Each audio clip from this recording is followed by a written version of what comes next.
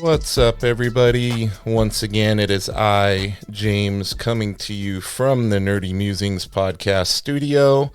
I am very excited to be joined today by Brandon from M.O.N Comics. How you doing today, Brandon? Hey, awesome, dude. It's Friday. Made it through another week. It was the first week after our vacation. Well, it was rough, but you got to readjust, right? Yeah, this got me through it. Looking forward to this at the end of the week. Now, was it a staycation or did you actually go somewhere? No, staycation. My family, as you probably tell from some of the stuff surrounding me, is big horror Halloween fan. So I take a week off. To spend the whole spooky season with my kids and do pumpkins and make cookies awesome. And just do everything Very cool. spooky. Yeah, I like staycations these days. I know. I'm always somebody that likes to kind of hang out at home, and I call me boring, whatever. But I like to be amongst my collection and all my drawing stuff and all of that. Like traveling every now and again is fun, but I think if I had to pick one, I would prefer staycations for sure. Yeah, I mean, we pay so much to live where we live, right? Like, we're at work most of the time or running errands. We don't get to enjoy it that much. So absolutely. Yeah, totally. Now, I wanted to give you a chance to tell the audience that may not follow your channel yet. After this, they're definitely going to be following, but what does M.O.N Comics stand for? I'm privy to the inside info from talking before the podcast, but I wanted to give you a chance to describe that to the audience and where it came from. So when I was thinking about starting a channel, I was trying to think of a name. And I mean, I'm up in the middle of nowhere, upstate New York. And so M.O.N was just an easy abbreviation, and comics just thought it had a good ring to it. So I figured when I saw the periods after each level, I'm like, okay, I know it's an abbreviation for something, but I have to ask him for what.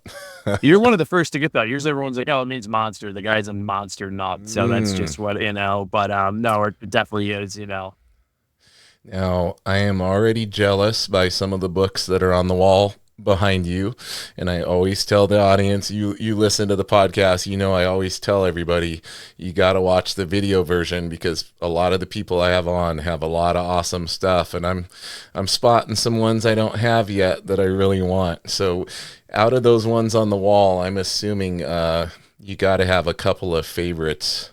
Are you able to pick one or two that really stand out to you as special? Yeah, I mean, this one, Man Thing, is my favorite character. Oh yeah. So this is his first solo series. I loved Frank Brunner. I think he's an amazing artist and how he captured Man Thing. So yeah, I got this as a 9/4, and it was signed by Frank Brunner.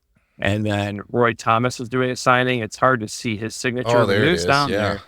So I sent it in as a 9/4, and I had it pressed by CDC, and it came back a 9/6. So that's a beautiful copy. Yeah. Yeah, thanks. That was a huge win for me. I do have his first appearance in Savage Tales 1, but that means a lot to me, as well as probably I'm a big Daredevil fan too. Oh yeah, there you go. So Daredevil #1 is pretty important to me. It's like the biggest Silver Age book I saved up for and flipped some other comics I did once, and I'm a total buy the book, not the grade. Usually, like this one I got lucky with, and it was probably more affordable, but this one, the cover is detached. That's why it's a 1.0. I always say the same thing, man. I'm happy to have stuff that's in a lower grade just because it holds a lot of sentimental value for me, and it's something that I love. So I'm not a grade snob when it comes to a book that I'm really looking to pick up. Yeah, dude. If it looks good to me, I mean, most of my stuff is complete. I think the Silver Surfer, the first Silver Surfer in the FF48, I think that's missing part of a page. Okay. And that's why I got a 0.5, but it looks great otherwise. And it's like, doesn't affect the story. It's that's slabbed anyways. iconic John Buscema cover on that one. Which one? On the Silver Surfer. Oh no, I think that's Kirby.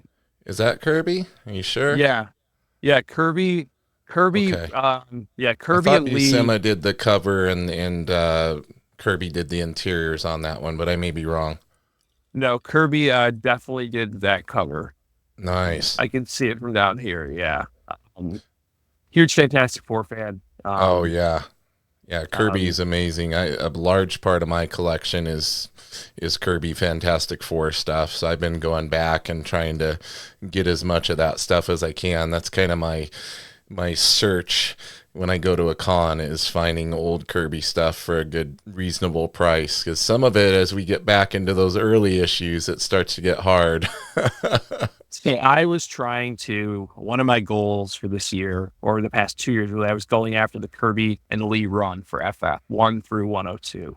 Yeah. And I got about 62 in, and I'm actually about to pivot. I'm feeling, it would take me a long time. Like, there's a ton of key issues. Like, that's the first daunting part That's of it, the right? It's thing, like yeah. there's so many first appearances within that run. And I Especially gotta now, where they're going with the movie and all of this, all that stuff is going to be going up. It already has, just with speculation and everything. And then the Doctor Doom news and all of that, the speculation mark is driving everything up. Anything with Doom or Fantastic Four. Big time, dude. Big time. And I was like, you know what? I'm gonna keep the big keys. I'll keep 48, 49, and 50. 52 for the first Black Panther. 51 is a Yeah. great story about the Thing, him dealing with being with the Thing. I kept a lot of stuff, Yeah. like Colossus Collector gifted me the first Black Bolt. I love Black Bolt. I think Oh, he's a cool wow. character. Nice. Yeah, so I'm keeping a handful of them, but I'm just gonna pivot off because, like you said, with the spec, the movie's coming out, prices will only go up. FF1, FF4, FF5. I mean, I got 2 kids, I got a mortgage and stuff, and Yeah. it would take Can me a while. only I could accomplish can it. only justify so much, right? Yeah, dude. Like, it's just, and it became more of a task than an enjoyment, you Right. know? So I'm starting to pivot off, but I'll always love the Fantastic Four. But 49 is like one of my favorite Silver Age covers with Galactus. I think it's great. Yeah. Yeah, that's a great one. Yeah, the first appearance of Black Panther and then that Thing run that you were talking about, those are some of my favorite ones that I have right now. Like, very special issues, First appearance of Black Panther for me, that was like, when I got that, I was so excited, man.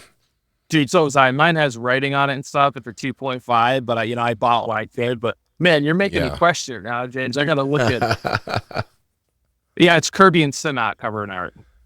Oh, I was looking at the other one. I was looking at the Silver Surfer. Silver Surfer. Yeah.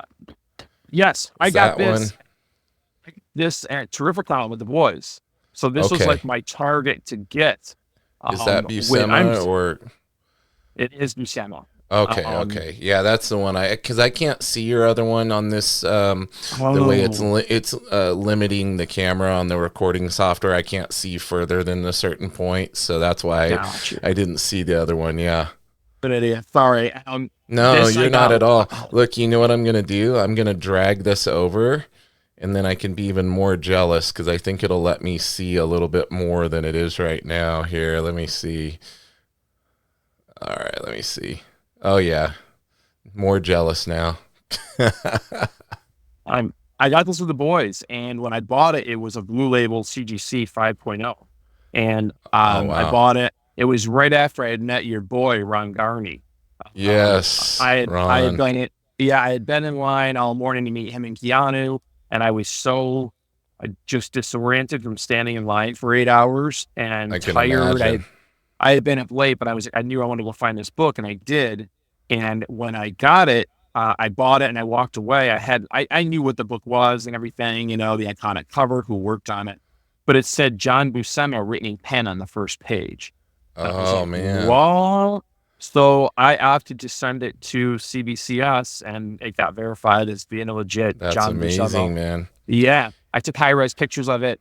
before I send it off. I keep hearing more and more, like I always remind people, they didn't sign on the covers back then. There weren't Sharpies or anything. And also it was kind of looked at as almost like disrespectful to sign on the cover. All the guys wanted to sign inside that first page. So it's like, if you got an old comic, you need to look, you need to flip that first page open. Even when you're going through like dollar bins and stuff, you just never know. I've got my FF22. The first time the thing says it's clobberant time is signed by Stan Lee on the inside. Yeah. So, and it's 91. So that was like a time when they were doing that. Yeah. I only had one instance of that, and it was back when I worked at the Spider's Web comic book shop, and they had some trade paperbacks on sale on the back shelf, and they had the stuff that McFarlane did on Batman. There was a trade of that, and I brought it home, and when I opened it up, he had signed on the inside and drawn the bat symbol. I was like, holy cow. You got the green mark and a signature for the cost of a trade. That's fantastic. Yeah, they're out there. A trade that was on sale at the time. I think I kept that to myself. I didn't clue them in.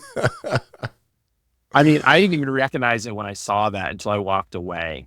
And by that time I went to take a nap. I was just so out of it. And but you know, when I had West Coast Dave on here, he was telling me that wasn't uncommon. That like I think other people found stuff in that comic shop that Todd had just signed and like put on the shelf or something when he would be in there for signings. So. That's awesome. Yeah, that's awesome. Yeah. West Coast Dave Langers, he's an amazing personality and person in our community too. I love him. He's amazing, man. There's so many good people in this community. That's the thing. I've always known that, because anytime my wife and I go to a con, you could just spark up a conversation with the random person next to you digging through the back issue bin and just hit it off and develop friendships and just automatically kind of have that common ground. So I'm seeing the same thing within this YouTube community and Instagram and all that. Like, a lot of the people I enjoy following seem to be friends. So that's really cool. Yeah. You put out your track that you put out there, right? And yeah. And speaking of friends, Ryan, the Colossus collector, by the time this comes out, he'll see that piece of artwork in real life. He'll be surprised. And, the reason I wanted to do that is because I noticed way back on one of the streams. So how I first got introduced to Ryan was actually watching a Christmas, like a holiday live stream that he was doing on his channel with Mike and everything. And I'm not sure, you might have been on that one too. Yeah, for sure. Yeah. So remember, well, obviously you're going to remember. I don't remember. So he got all you guys gifts, and it was like surprisingly like heartwarming, and like possibly made me tear up a little bit seeing your guys' reactions to those gifts, because they were so heartfelt and thought out. You could tell he really tried to get each one of you something that was special to you. And ever since then, I'm like, when I get the opportunity to do something special for Ryan, I want to do that. So this is my little thing that I'm going to do and surprise him. He is the biggest teddy bear, and Christmas is his thing. Halloween is my thing. I do my special. Christmas is his thing. He does his special. And to say we were blown away by what he sent us, curated for what we love, plus really nice stuff. Yeah. It's an understatement to say we were blown away. He really paid attention and internalized what he was hearing as far as your guys' tastes. And yeah, I think gift giving is Ryan's love language. Yeah. And we have a group chat going. I know the Rollins told you in Colossus, they've told you we have a group chat going. The day after Halloween, Ryan posted the funniest little video short in our chat of him cooking on the TV and watching Mariah Carey's "All I Want for Christmas Is You," and just starting to smile because nice.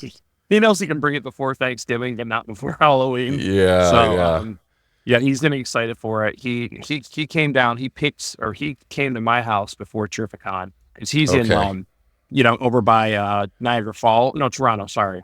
And so he came down to me and he stayed the night, and we went to a local antique show. Oh, and cool. He drove down. He is just the nicest guy. He's just so awesome. So I keep hearing he's a big dude.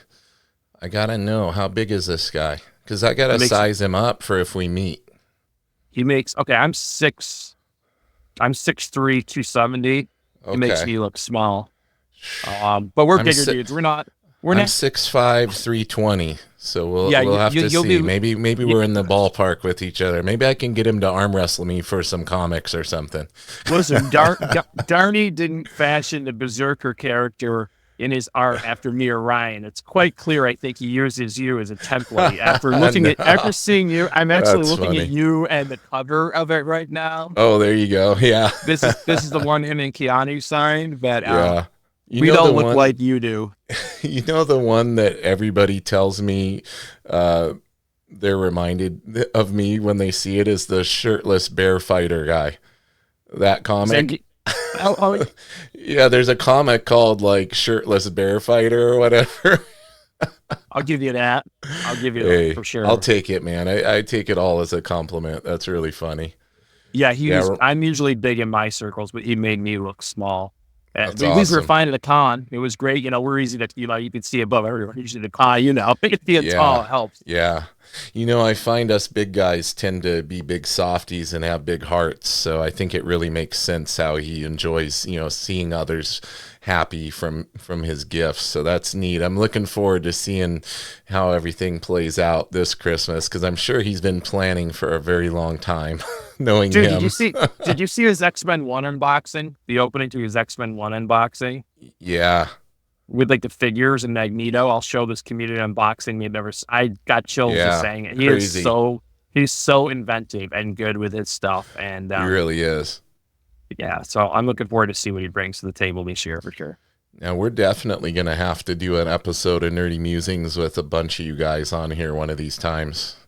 Dude, yeah. Separate table will come to dinner for sure. Yeah, now I'm trying to think, gosh, East Coast, like New York Comic Con's supposed to be pretty cool, right? Like what other cons are over there that, because I've wanted to do the New York one before. I don't know when it'll happen, but I got to think like when we're going to end up meeting up. Like I ended up, surprisingly, because Mike has relatives out on the West Coast, it was the funniest thing I think I talked about on the other episode. My wife and I are standing there digging, and then I hear that voice, and she heard it like, that sounds familiar. And look over, and he's standing there, and then Dan comes up and got to actually meet him in real life. Yeah, Mike's 3 hours from me. He's not that far at all. So if there's anything, like Terrificon was great because that's really close to all of us. The other big one is Heroes Con, which is down in North Carolina, South Carolina, one of the Carolinas. That's the one. That's the one that everybody was raving about how amazing it is for art and artists. So that's one I would really be into, because that's the one you want to go to. Yeah. Yeah. When I go to cons, it's all to get art and look for comics. So like the one that, go ahead. Go ahead. The one that what? I was just going to say the one that, Mike was at here was down in Oregon, and that's the Rose City Comic Con. And this year they only had 10 comic book vendors. So it was like super disappointing, because normally there's more. And I feel like more and more cons are becoming that way. That's what you're going to find in New York Comic Con. It's more of a pop culture. I went in 2014. My wife took me for my birthday 10 years ago. And it was tough. We went 2 days, and there were comics there, but it's definitely more of a pop culture. Yeah. And the prices were, big con prices. They, Terrificon and for one year on Heroes Con had really fair prices for books. So those are ones to definitely put on the calendar if I end up making it out that way. Right, do New York Comic Con once for the experience and to see, because it is really quite amazing what they bring in. When I was there, they had every Batman suit ever used. We got to get you guys out this way. Yeah, tell me about it. I used to go out. I've been to where are you? Washington or Oregon? I'm in Washington State. Yeah, I went to Oregon 2010 for the Goonies 25th anniversary. Okay, yeah. I'm a huge Goonies fan, so I went there. Yeah. I met a bunch of kind of same thing. Met a bunch of friends of the movie online.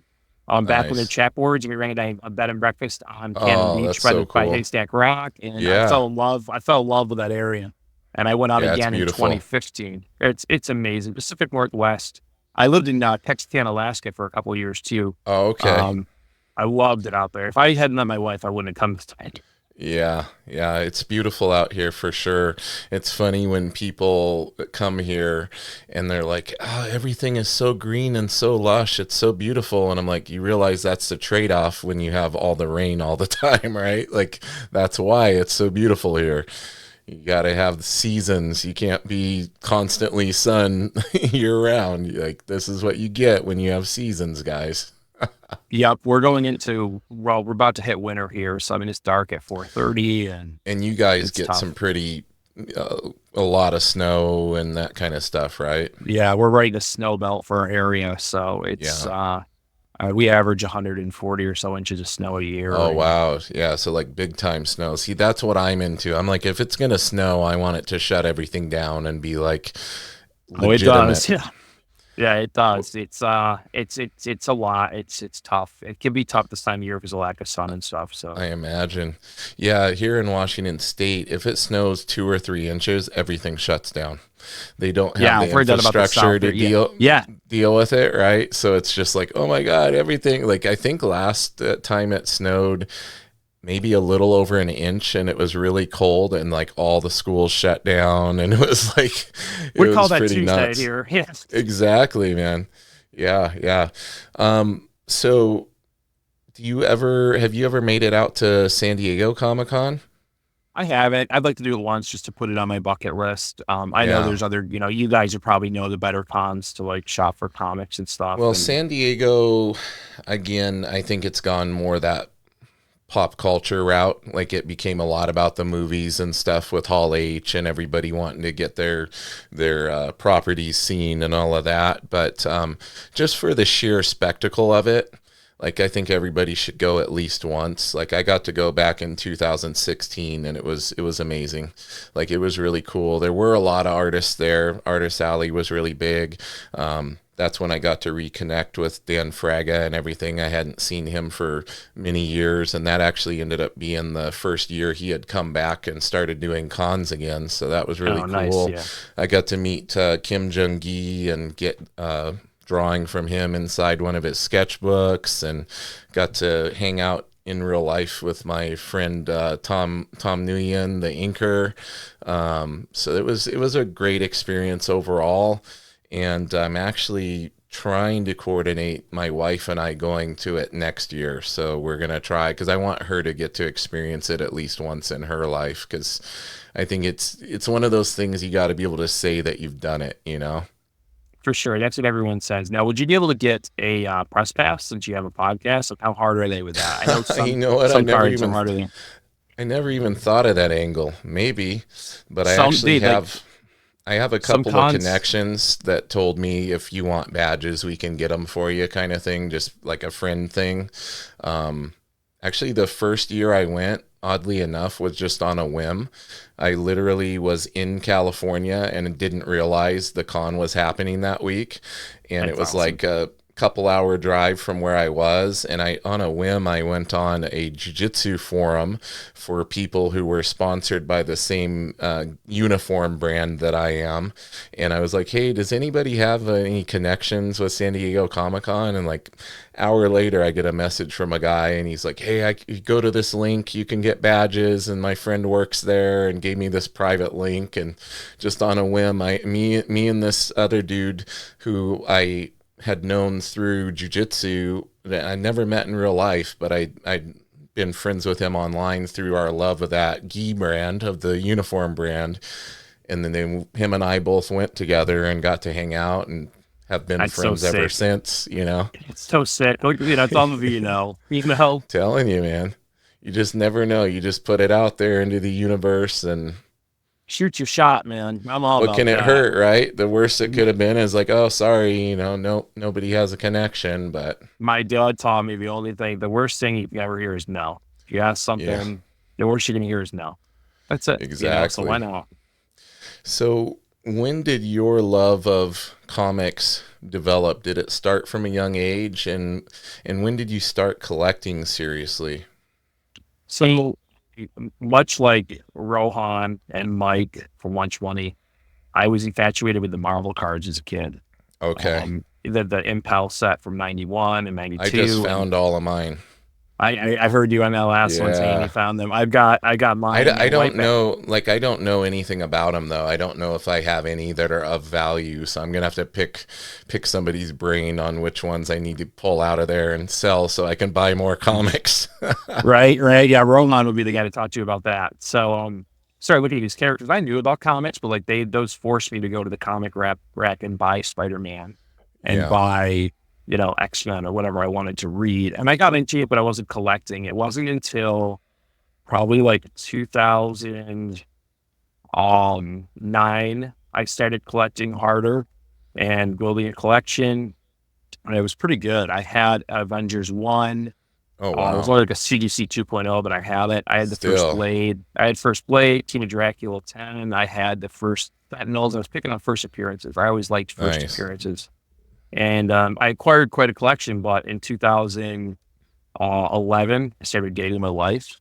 And I collected comics. I was with her for a while. And then when it was time to propose, I sold them to get the engagement ring. I think that's a good trade-off. It was a great move. It's probably going to back someday. I saw in your one of the things notable from your Instagram bio was that your wife is out of your league or something like that. Oh, why? I'm married to a wife way out of my league. Sounds like you made a good trade with selling the comics. Yeah, she's smart. She's beautiful, and she tolerates this. Like I would get rid of all of it to be with my wife too. So I feel you on that. Yes, and I share her. She's a photographer, and she works out of her office at home. And that's great. We had 2 little girls eventually, and I had collecting rooms, and I eventually got shifted out of them, and she lets me share this corner of the office. Oh, that's great. And I keep it neat, nice and tidy and clean. Yeah. So got out of it back then, and then I was, fast forward, we got married in 2016. I was big into playing Magic the Gathering. I loved it. Scratched that problem-solving and competitive itch in me. Right. And, and collecting. There was, finance involved in the cards. They had, that's an understatement because one of my jiu-jitsu students lived off of selling his collection for like 8 years or something. He made so much money because he had all the original ones that were super valuable. So when he needed money, he just sold them all and he lived off it for several years. I don't think people realize how valuable they are. Like even nowadays, I was talking to another jiu-jitsu practitioner. He goes and plays in tournaments still to this day. And he has a friend who's a high level player, and all he does is he places within, like, he said something crazy, like you don't even have to be in the top 3 to be given the like gift basket thing they give the players. And then he'll take all the decks out of there and go and resell them, take anything valuable. So even if he doesn't win the tournament, he's still making several grand just off the gift bags they give them when they enter the tournament. He's probably talking top 8. I think you just have to make top 8. Yeah, and you get prize. He said like top 8, and you get that, and then his buddy just goes and like, how much will you give me for this? Yeah, they're real easy to flip because it's a constantly played game, and I have quite a collection built up. And I was playing. I didn't get to play that much. Again, I'm in the middle of nowhere. The closest store is a half hour away. So if I was going to go play in a tournament with friends, it's an hour drive round trip plus the 3 or 4 hours I was there. Yeah, it would take a lot of time away from my house and my wife. And after I had kids, that was just not like an option. Oh, for sure, yeah. And I didn't like the way Hasbro was going with the company. They were just pumping out so many sets and forcing you to buy more to keep up with the meta that was out. So I said, you know what? I really miss collecting comics, and I think I'd rather do that. So I took probably about like $8,000 worth of Magic cards, and I dumped them, and that's what kickstarted me back into there you go comics. And I haven't looked back. I just see them, putting out more and more sets, and they have this thing called the reserve list with cards they said they never reprint, and that's what keeps them valuable. But I can see the writing on the wall that I think they'll eventually do that, and it will just tank values. And comics, they reprint comics, but it doesn't affect the original price of these old comics, That's the thing. The old comics, man, there were only so many made, and to find them in even decent shape, depending on how old you're collecting, like, it's very special to find something in decent condition. That's like, for me, if I have a graded comic that's like a 3 or a 2.5, whatever, and it looks halfway decent, I'm like, dude, there was only so many of these made. The fact that it's in this good a shape is just a pure miracle, really, going through so many years. So, yeah, I think that's, a lot of people don't realize. And then it's funny because you contrast that with, people like myself that were around when Image was first out, and we were all buying 10 copies of all the first issues and then thinking those were going to be the ones that are going to put us through college. And then it turns out Wildcats one and stuff. Yeah, we don't understand. Yeah, now I have like reader copies of all that stuff on my spinner rack behind me on the other side. But yeah, we thought, oh man, I'm going to sell these when I get older and make a bunch of money, but didn't understand how it works. Like, those millions upon millions of copies of those were made. Yeah, I love the history of comics. That really intrigues me, and how they got here to where, from where they started to where we are now. And yeah, you're right. Like, the comic boom in the '90s, they printed millions of copies, whereas these older books, they weren't. First of all, the paper quality, and the Strange Tales books and stuff, they're 10-cent funny books. They weren't making, they weren't working to make hold it last. Up. Yeah. Yeah. And then the blades, they never resharpened the blades on the stuff coming in paper. So that's how you get marble chipping. And then, forget about the kids that, read 3M hundreds of times. So, you exactly what you said, James, the fact that they even lasted to this point. Then the '90s comics, we just didn't realize as kids, like, the X-Men 1. I've got X-Men 1 with Jim Lee. I'm telling you, got so many copies of all of those. So do 20 million other people, Exactly, yeah. Yeah, it's funny. But you know what? That was such a special time to be alive during. Like, you see those guys, like, all my favorite artists got together and started something and were doing their own books. And I think beyond that, for me, it was just the cool factor of all of that. Like, all my top artists that I was already following on other books, now they're doing their own thing, and it was just the level of excitement. I don't think we've seen anything like that, and I don't know that we will see anything like that again.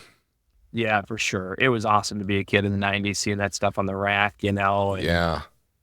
Now, in modern times, like, there have been a few, and I've talked about it here on the podcast, like Ghost Machine Productions. Like, to me, that's kind of the closest we've come, but it doesn't have that level of excitement behind it. But it is a group of, like, very talented artists and writers getting together and doing their own thing, forming their own studio. So I've really been enjoying that. I've been enjoying what DC's been doing on this Absolute run. I think it's pretty unique.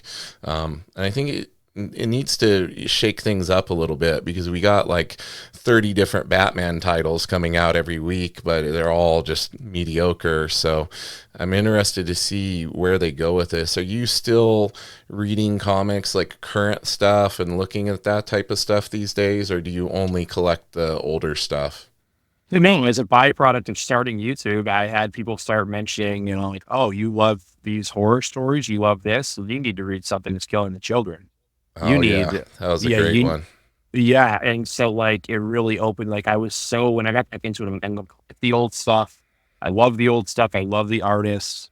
I'm gonna, it's gonna be passed down to my kids someday. Eventually, whatever my collection becomes will become my kids, whether it's worth anything or not. They'll have something to remember me by. They can capture it, whatever they want. For sure. But then I started, like I said, something killing the children I've been really into, and they had the graphic novel at my local library, so I take my girls to the library to read. Oh, nice. And I was like, do you just have graphic comic novels? They're like, yeah, over here. And so they had volumes 1 through 6 of it. So I picked the first volume, and I tore through it in the night. I was like, the art, the story, this is amazing. And so I just picked up the other 6 volumes, and now I'm collecting the loose issues. And it really opened my eyes, and a lot of newer stuff is awesome. Yeah. Even Boom Studios put out The Big Trouble in Little China.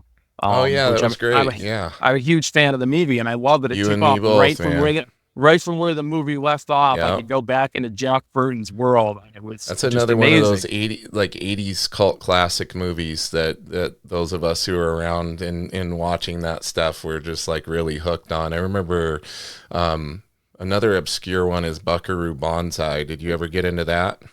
across They the made eighth a comic. dimension. Yeah, they made a comic Yeah. of that too. Yeah. Yeah. I mean, John Yeah. Lithgow was in that. They get cast in I that.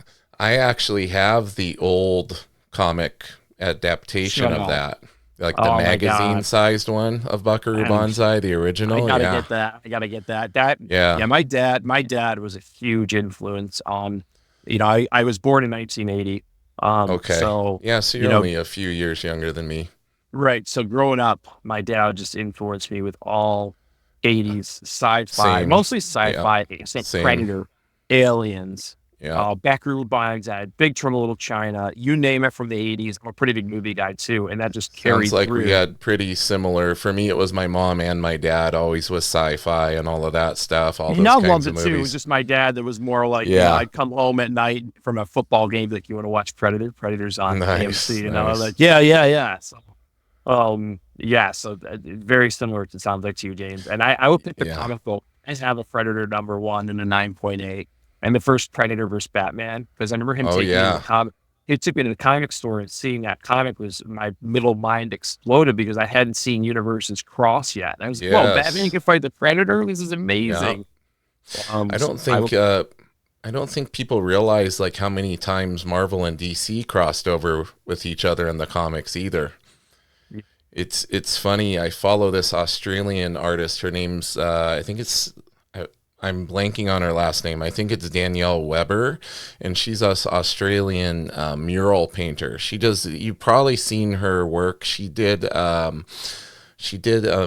big painting of The Rock when he did Black Adam, and she was like on the red carpet with him, and they showed him the painting and I do everything. remember that. Yes. So, yeah, she's on there and she's doing all this phenomenal work. And it was funny, a couple weeks ago, I had messaged her. She's actually going to come on the podcast next year when things settle down for her. But she had posted this mural she did for the to surprise this family, and it was of the guy's two kids, and then it had all the different superheroes the kids liked, and it had Superman and Batman, but then it had like the Hulk and stuff. So she got flamed in all these comments of people being like, those characters would never be in the same scene together. They're from different universes.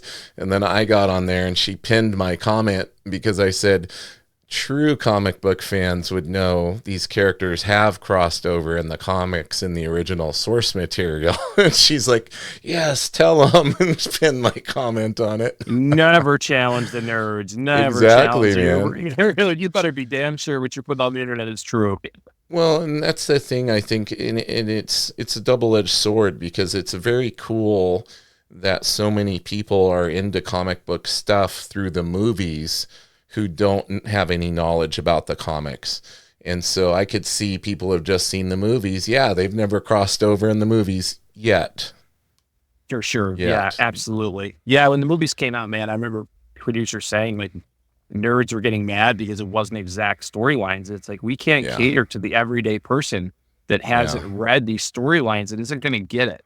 And so we had to make it more digestible for the American public, but hopefully that brings them in to read the comics, Yeah. Yeah, there are several rumors right now, including the fact that Disney is planning on crossing over the Marvel and Star Wars universes. How could they do that? You're a big Star Wars fan too, right? Galaxy far, far away. Different universes, different timelines. They've already done multiverse. Like, I mean, can you imagine Star-Lord showing up in some kind of Star Wars cantina scene or something silly like that? Did you ever see Patton Oswalt? Yes, I love it. Filibuster, when he filibusters and brings the them all best together. And literally, he gave away, like, he basically gave them the plot for the Boba Fett show that they did. He climbs out of the Sarlacc pit. And there's a slave one, and it's you're a big Star Wars fan, right? Oh, huge, dude! I was born the year the first one came out. Yeah, got there you go. Love it. And Jedi was the first movie my parents took me to as a kid. Nice. So this was my dad passed away 3 years ago. Oh, I'm sorry. Thank you, but he got this for me. Yeah, beautiful. At an antique show. Still, it's not sealed, but it's mint in the box and. Mine's not mint. It's in the closet to the left of me. It's not mint, but it is in the box. Hey man, you got it. I mean, these things are getting gobbled up. They're not getting easier to find, I'm telling you, man. Yeah, my mom collected a lot of that, so I have a ton of stuff like that from Return of the Jedi mostly, but I think there's some Empire stuff in there. And I ended up buying a lot of the stuff when the first prequels came out and everything. We didn't. From nostalgia, Yeah, Star Wars is a huge part of my life. That was like my number one sci-fi for me. My parents were into Star Trek and Star Wars, so I'm actually named after James T. Kirk. That's where they got James in the Bible, and James T. Kirk was the inspiration for my name. That's so sweet, man. That's awesome. Yeah, my parents fueled those flames too, and Star Wars, just going with them to all the ones that came out, Sadly, I don't. So I was so little. Well, when the first one came out, my mom was pregnant with me when she saw it. And then she took me to Empire Strikes Back, but I was so little I don't remember it. And then I do remember her taking me to Return of the Jedi. And she actually made me, from seeing, I don't know, way back in the day, seeing the trailer or seeing pictures in a magazine or something of Luke's black shirt that he had with the weird flipped over collar and all that. My mom actually made that for me. So when we went to it, I had that shirt on. I don't know if there's pictures of this anywhere or what, but I think I still have the shirt buried away somewhere. And totally cool. I guess I was an early adopter of cosplay. That is so cool. Without realizing it. Yeah. That's amazing. What a great mom. I was 3 when Jedi came out, and I just remember them taking me. And I was 3. It's crazy I was that young, but I remember specifically the car broke down. It was in the winter. Car broke down and made it to the mall parking lot. Yeah. My dad told me and my mom to go in. I just remember vividly Jabba's cantina scene. And as a kid loving Monsters and Alien, I was like, this is great life, so. That was those core memories, right? The ones that really stick with you, even when you're little like that. The 80s, for your 3-year-old, the Jedi, who cares, Yeah. Yeah, I'm such a big fan. I can find stuff I like about most of the new material. I have my gripes like anybody else, but at the end of the day, I think, and same with comic movies, people can nitpick them to death, especially those of us that know the source material.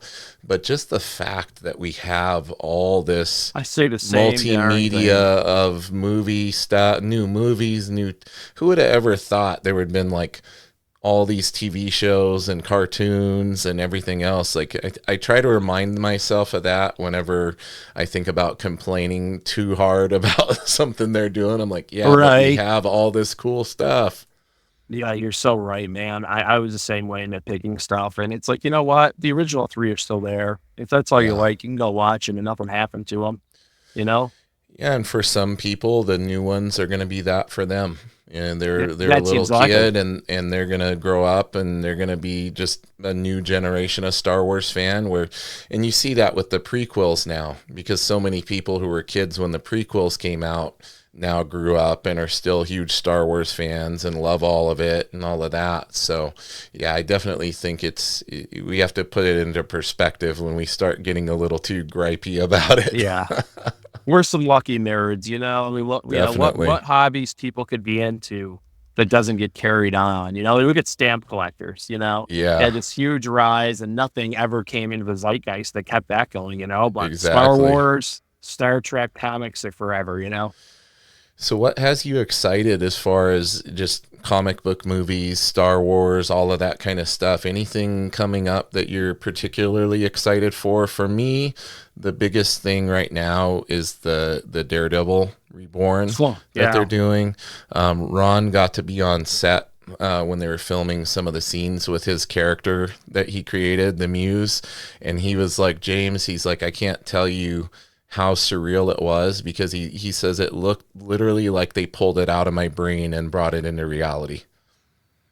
I'm so excited for Daredevil Born Again is I'm going to anticipate. Born Again, I called it Reborn. Yeah, you got it. Yeah, I can't. Yeah, I didn't even notice you called it that because I was just so excited to hear you telling that story. Yeah. It stinks till next year. However, yes, I started reading into Muse. I picked up his first appearance. I Yeah. love Ron's art. I love Muse's whole what he is and how he does his thing. And I was Yes. like, if they bring that to the screen, it's going to be some dark stuff, and I'm Yeah. here for it. Charlie Cox, I got to meet him at Terrificon. Nice. Wonderful guy. I think he is an amazing Daredevil, and that's the biggest thing I'm looking forward to for that. Yeah. Star Wars, I just saw, I think, the trailer for Skeleton Crew. Yeah, it's Goonies, man. It's It's Goonies in Goonies the in Star Wars space. universe. It's very Yeah, let's 80s do it. vibes, right? Let's do it. Yeah, I'm really Play looking forward to that too. Pay me for my nostalgia, or let me pay for my nostalgia. I'm okay Yeah. with that. Like, like They it'll even be in cool. the latest trailer, they even dropped the "Watch out for booby traps" line. I'm like, dude, this is friggin' Goonies, man. Yeah. Yeah. I'm excited for that too. I think that, having some kids do some stuff, and I know Yeah. Boba Fett got hate. Dude, and I it was like, enjoyed it. I dude, I got to liked. see him ride a Rancor. Yeah. That's what my wife was saying, because my wife, she's gotten into all this stuff through me. I'm very blessed that she's as excited to go to Comic Cons and dig through My back wife, issues, and so we're very lucky in that regard. And she was saying, like, she goes, I don't understand what people are so upset about, because she goes, in the original movies, this character had like 2 minutes of screen time, yet people have developed this whole, like, Boba Fett would never do that and this and that. Like, what I liked about the series, like, I had my gripes too. I thought the whole little bike gang chase scene looked really cheesy. Right. But aside from that, like, I enjoyed the backstory, and kind of like they kind of humanized the Sand People and stuff. Like, I thought that was an interesting angle to take. For sure. I love that, having to fight a crate dragon and Yeah. stuff. Yeah, like, give it to me. Yeah, like, we had Boba Fett was so, like, everyone loved him because his design was so cool, right? But we didn't have much of them. So any expansion we get is fine. We got to see him get out of the Yeah. Sarlacc pit. And Mandalorian, I absolutely love Oh, Mandalorian me too. too. Yeah. I really feel like that was okay. So I have my problems with, A Force Awakens, and more so Last Jedi. Like when Yeah, when Last Luke, Jedi, when he tossed the lightsaber over and, his, I had dude, a bad feeling about this. felt our I was like, heart wait a minute. break, right? I was like, wait a minute, what's going on here? Yeah. And to carry that on. Did you hear? Did you hear what originally that scene was? No. Before Ryan Johnson asked, he basically, when Luke showed up at the end there, when she went to talk to, and he was there, right? The way that what's his name? The way J.J. Abrams had that scene was, when she went up, Luke is literally like levitating giant boulders and doing all this cool Force stuff, and like training, practicing, and staying in tune with the Force. That's what the original scene was. And when Ryan Johnson knew kind of what he wanted to do, he begged J.J. Abrams, oh, don't put that scene that way, because I have plans. People can make their arguments all they want for how Yeah. that movie is good, and that's fine. Like, if you liked it, whatever. But as a fan, for me, it just, Luke was abandoning everything he was about, and then he eventually died because he was tired. Yes. And there's this great band on IG. Look them up, Lost Souls Movement. Okay. And they do this song, and it's all about my childhood that became a lie when Luke Skywalker died from being tired. Man. It's a hardcore metal song, Yeah. and I'll tell you what, you will work out, you will train to it, and it's Nice. just so good. But what I'm wrapping this all around to is, in The Mandalorian, the second season, they finally gave us what we wanted to see. We wanted to see after 30 years. They gave us a 2-minute clip of Luke tearing through these troopers and being what he was supposed to become. Supposed to be, yes. I mean, we were after that. We were all like, thank you. Like, Well, and see, and John Favreau and Dave Filoni get that, because they were us with the trilogy, with the original trilogy and everything, and those guys really get it. So I have to think they realized the mistake in the Last Jedi and in the newer movies, and we're like, okay, let's give the fans the version of Luke they really were hoping to see. It felt so good, didn't it? It did. Oh, I had tears, man. I teared up. I love watching the reaction videos, the compilations. Absolutely. I go back every so often and watch that. Me too. My wife was sitting next to me. Like you, my wife has embraced the nerd. I mean, we went, Iron Man came out in 2008. We started dating in 2011. So we started going to all the Marvel movies, all the Star Wars movies. She loves them too. Our first date, she was like, do you want to get some Mexican food and go to Immortals? Nice. Yeah, you're on. So when that scene came on and she saw me basically like in tears, she's like, I get it. Yeah, totally. Because when she went to Last Jedi with me, she's like, what's going on? Is he like a badass? Yeah, he is.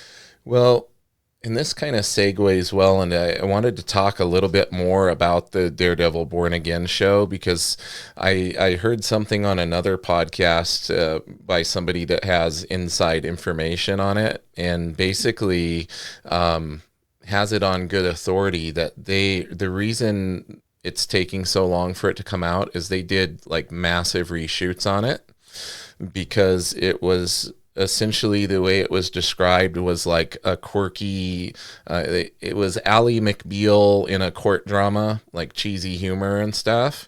And essentially, I don't know if they did some kind of, screenings or something, and also realize kind of how things are shifting in the fandom, and you can only do so much of this stuff before you start losing people.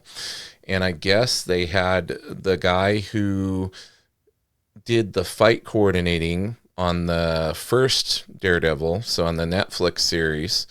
He came in, he's also a director, like assistant director, and so he came in and took it over and like redid like 3/4 of it.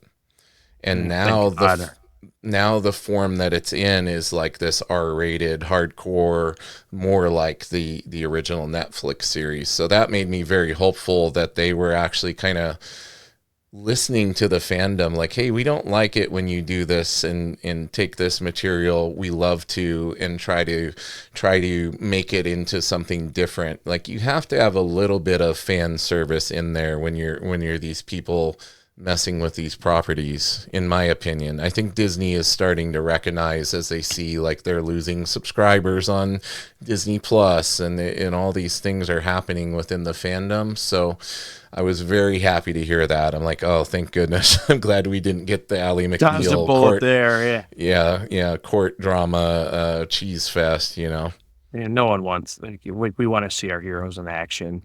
We want to see them taking out the bad guys. Or what podcast was that, James? Rob Liefeld. Okay, gotcha. And he has a lot of friends in Hollywood, because he does. A lot of his properties have been picked up now and are being made into movies, and so I believe that that info is legitimate, or he wouldn't be saying it. So yeah, he said he's very happy because he knows that director and fight coordinator guy. And he's like, yeah, he came in and redid all most of it, and now it's like really badass and hardcore, and in my opinion, what Daredevil should be. It needs to be. It totally, especially after how good the Netflix series was. Yeah, that hallway fight scene, like that extended cut, dude. Like, I still look back on that as one of the coolest fight scenes in any show or movie, even. Yeah, there's stuff that lives in my watch list forever, and that's one of them. Like, I will just keep out, something I want to go back to and watch. And definitely. It was so impressive. The choreography, the one shot down the hallway, one continuous shot, and he's brutal. He is brutal. Exactly. Yeah, it's phenomenal. Now you're jiu-jitsu, right? You practice jiu-jitsu. Do they use any moves like grappling or any kind of technique? They do sometimes, yeah.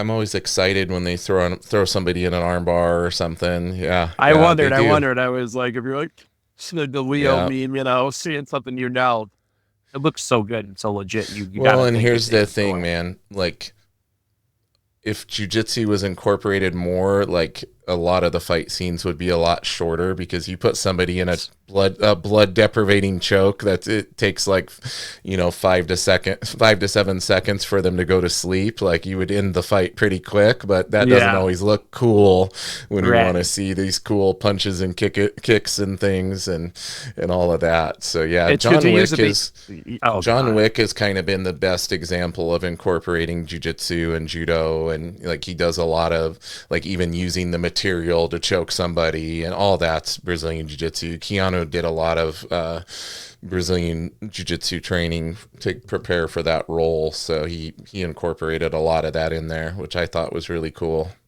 Yeah, you can. Yeah, like this. Yeah, when he's rolling with people and throwing them and just twisting them around. You've seen. I watched some MMA and I see that stuff, and I'm like, yeah, they definitely pulled in the right people to say, make this look like what someone would do, if they were badass. Yeah, and a lot of the fight coordinators and stuntmen are jiu-jitsu people most of the time. Like those guys cross-train in a little bit of everything to, be able to come to the set and put together an awesome fight scene. So now with Brazilian jiu-jitsu and MMA being more prevalent, you're seeing more of that bleed over into the movies and TV series, which is, for me, is cool. Like you said, you could imagine I'm looking at that and I'm like, oh, awesome. He actually did the thing. as it should. Art imitates life, so you might as well do it right and make it, because if it looks hokey, it's not going to look good, Exactly. Well, I'm noticing some original art, or what I perceive as original art, in the background. Are my eyes deceiving me, or is that correct? Original art from a community member. Oh, cool. Bigby McFly, the comic guy. Oh, okay. He does art? Yes, he's a published artist. I forgot. Oh man, I was just talking to him today. Yeah, he's getting himself scheduled to be on here. Yeah. Super nice guy. So last year he did the hashtag comic book shout out, which was a community movement in which you would shout out a channel and say what you liked about the channel, gave information. It was like a growing the community thing. Oh, and very everyone cool. And everyone who did it got put into a prize pool at the end of the month. And if you got picked, he would draw whatever you wanted. Oh man. So I think I won his first month, and he gave me Predator versus Man-Thing. Wow. That's really good. Yeah. He crushed it. Nice. And I was he's very talented. That's awesome. Yeah. I was like, dude, like that's wow. The Predator would, the Man-Thing, whatever he touches burns if it fears him. And Predator doesn't fear much of anything, so it's not burning. But he did a great job with that. I wish I had the money to get into original art. That's a whole different ball game than just buying comics. And I just posted. I'm sure you saw. I posted a bunch of my Ryan Otley Invincible stuff. So jealous you have that earlier today. So jealous. I'm so happy. I heard you talking to Rohan about it. And that was a series you were talking modern comics. That one blew my mind too. And then I got into the Amazon Prime show, and I love the art. And then I heard you have original art. And I was like just frothing at the mouth. You got it at the right time. I'm lucky I got it when I did, because none of that stuff is affordable now. It was like I was telling somebody else, as soon as Ryan got on with Marvel and started drawing Spider-Man, I'm like, man, I'm not going to be able to afford any of his, or let me put it a different way. I'm not going to be able to justify purchasing as much original art from him anymore, because it's cool to see him become super successful and see Invincible be picked up for that Amazon series, and Ryan just his career just blow up like it has as a result. So I'm happy that I can't justify affording it now, because it's cool to see that guy be doing so well. Because some of the pages I picked up back then, like way back then, you could get a really cool page for $150-$200. And now, but that's nothing, man. People have told me about like getting Jack Kirby pages for like $5 and stuff way back in the day. So I'm just like, man, I guess all generations have dealt with this type of thing. Right place, right time, dude. Yeah. And I'm glad you had the foresight someone that appreciates it like you do owns it. It's not someone who's Yeah. rich. And, I guess my thinking is like, okay, some rich guy sees the Invincible show and is like bids on a piece of heritage, Right, and right. buys it and likes it, but do they have an appreciation like you do that like really Yeah. reads the comics and loves the art? Like, Read the comic, and Ryan's been one of my favorite, probably in my top 5 favorite artists. Like since I first saw his work way back in the day, there was a forum where artists got together called Digital Webbing, and there was a lot of aspiring artists. Like Ryan Stegman was heard on you there. talking about that, yeah. Yeah, and Otley was on there, and all of that. A bunch of other people who are now pros and at Marvel or DC, and I would get on there and chat and hang out with those guys and build those relationships. But yeah, I became a huge fan of his stuff back then. So early in his career, if I saw him at a con, like he would bring all his pages. Like that was before they had art reps and all of this. Like, because half the time now he doesn't really even bring anything with him. It's all handled through his art rep. And yeah, I just stand there and drool over that stuff, all the big folders full of it, and pick up a piece here or there. And definitely stuff that I did not purchase with the intention of ever wanting to resell or anything. It was just because I love his art so much. Yeah, that was really interesting to me to find out that Rohan interviewed a guy he's like the agent for two, I think it's two Yeah. Italian artists, Simone, I can't remember their names. Oh, yeah. Bianchi. Yeah, Simone Bianchi, yeah. Really wonderful, talented artists. And they just, they have someone that deals with their art. I think that's awesome and incredible. And it's very smart, right? When they get to the point in their career where it's worth that much, and you need to have somebody with your best interest in mind looking after that stuff. But yeah, did I ever tell on any of the episodes? I probably did. My Robert Kirkman story in regard to the Invincible original art. I think so. Refresh my mind. I think you did, but I love hearing stories.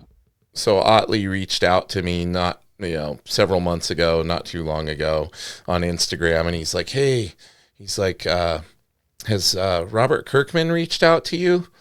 And I go, "No," and I'm like thinking to myself, and I told him, I go, even if he did, I probably would think it was somebody pranking me. So I go, but no, I haven't received any message or email. And he's like, oh, he wants one of the pages that you have. And framed in our bathroom is the page from when Mark is in space and he eats the alien food and he's on the toilet. So Kirkman wants that page. So I told Ryan, I'm like, hey, I'm not looking to sell anything, but tell him to reach out to me, because if the price is right, I might be willing to. But that happens to be my wife's favorite page too. So being that it's her favorite page, I don't know that I could. The number would have to be pretty astronomical for me to want to let go of it. I'll say that. Now let me ask you this: what if he had an equally as impressive or cool piece he was willing to trade you? It would have to be like a Jack Kirby or something like that. Like it would need to be something of that caliber that I know I wouldn't be able to acquire by my own means, like something very rare and probably astronomically expensive. Then I would maybe consider it. Okay. So in that vein, if he paid you the price you set, would you go buy a piece of Jack Kirby art or something you really wanted to make up for it, to justify it? Honestly, I would probably put it in savings.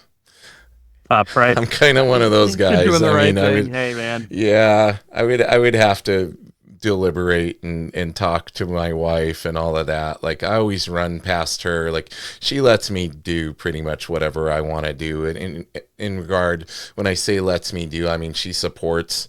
Like if there's something that I'm wanting to acquire, she knows I'm not going to do anything silly or like put us in financial risk to get something or anything like that. So yeah, I got to work a lot of overtime if I want stuff. Yeah. She supports it and knows that I'm not just being frivolous or anything like that. So, but we always, any big purchases, I always, or if she has a big purchase, we run it back and forth with each other and make sure that we're both on the same page with it. So I think that's important. I think that's no secret when somebody's been married for a very long time, like communication is a big part of that. So little pro tip for any younger married couples that are listening, like, don't just go out and buy a car or something without talking to your significant other first. But definitely be a proponent of her trips to Target if it might help you pick up a couple books on the way there. There you go. That's like, like, hey, I'm going down to the comic store, honey. I just need the bags and boards, Exactly. Oh, but they had this Jack Kirby issue I needed. I showed her Invincible. I sat her down and showed her the first episode. Yeah, Amy, my wife Amy, she's read all the comics. My wife won't read them really, but she'll watch the show. But if she started, it starts off, it's like a regular superhero story, and I just watched her as the end, okay? Oh, yeah. You knew what was going to happen. And they did it way earlier in the show than they did in the comics, because there was a lot of build-up. I'll say that with that, I thought it worked very well the way they differed the show from the source material. Like, I was cool with that. Yeah, if you want to draw people in right away, that's one hell of a way to do it. Yeah, and Kirkman's heavily involved with the show, so he even said, like, yeah, we're changing some things around and all that, but none of it took me out of it, even though wait, that's different than the comics, but it was still cool. Yeah, no, it's a great show, great property. Definitely. It is one of the bigger modern things too, I say modern, but it was 2004 that originally came out, right? It is still modern, but that's 20 years ago now. 20 years ago. Yeah, isn't that crazy? I know. I picked up when I fell in love with that series and said I wanted to get two graded books to really, show my love for it or that was special to me. So I got 16. So the first appearance of Angstrom Levy. Yeah. And you start looking at these with such low print runs. There's not a ton of the census, man. I was like, what? There's not. And then I love Monster Girl because she reminds me of my kids, and I thought it was a cool character concept. So these were the two Invincible books that I picked up. You got a leg up on me. I do not have any graded Invincible books yet. Dude, my comic shop, these are less than 140. That's piece, crazy. So even after the animated series? I couldn't believe it. I was like, how are these still cheap? Yeah. So I started looking at print runs. I started deep diving into it. And I'm like, you shouldn't have told me that, Brandon. My comic shop, great place. Yeah. So now, I almost reached for my phone to check what they're going for online. I thought that was a steal for something that's so culturally significant in the modern comic world. Yeah. And I think it's only going to get bigger. I think so too. I saw them as a good long term, and I love everything about it. I thought Monster Girls, the whole idea of her getting younger every time she uses her power, so unique. Yeah, yeah, and I just love the characters, man. They're such good characters. I don't have any inside knowledge, but I would not be surprised if we didn't see Kirkman do something related to Invincible and potentially Ryan as well in comics again. I know that'd be great. Ryan can't say anything, but last time I talked to him, he is working on something creator owned. That was all he could say.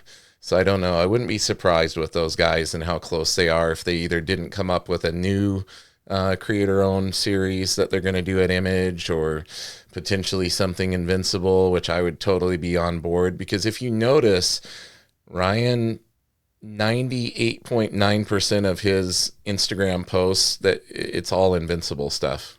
Yeah. Constantly. He's either posting old stuff that he did, or you can tell how much love he has. He was on that series for so long. He's one of the few, what I always call a modern artist, who had a long run on a book. You don't see that anymore in modern comics.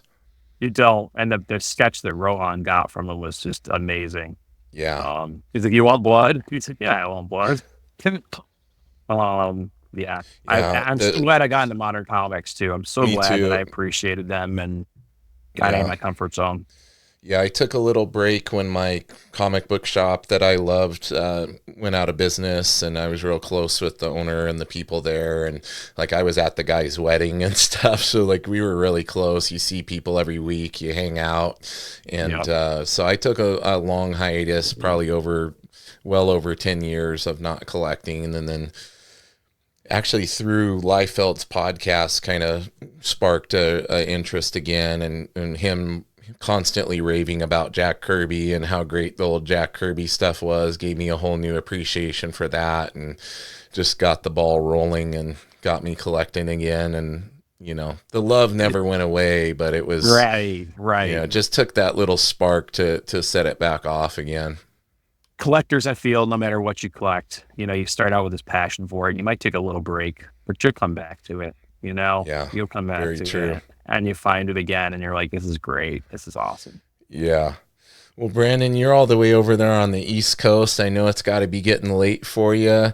I'm a night owl, so what's late for you and me might be the same. It might be different. I'm a go to bed at 1:30 in the morning, 2 in the morning on average kind of guy. You with your day-to-day job might not have the flexibility mine does. With being a full-time jiu-jitsu instructor and owning your own business, you kind of you set your own schedule. But I want to give you a chance to let everybody know the best places that they should be following you online. Tell them a little more about your channel and what they can see on there and how to get there and all that type of stuff. The stage is yours, my friend. Close everybody out with that info. So it's pretty simple. M.O.N Comics on YouTube as well as Instagram. I post stuff in my collection on Instagram and also use it as a way to let people know what I've got coming up for shows. My channel my inspiration was Mike from Lunch Money Comics, because he always went out and hunted a lot of comics and had stuff very close to him, and I didn't.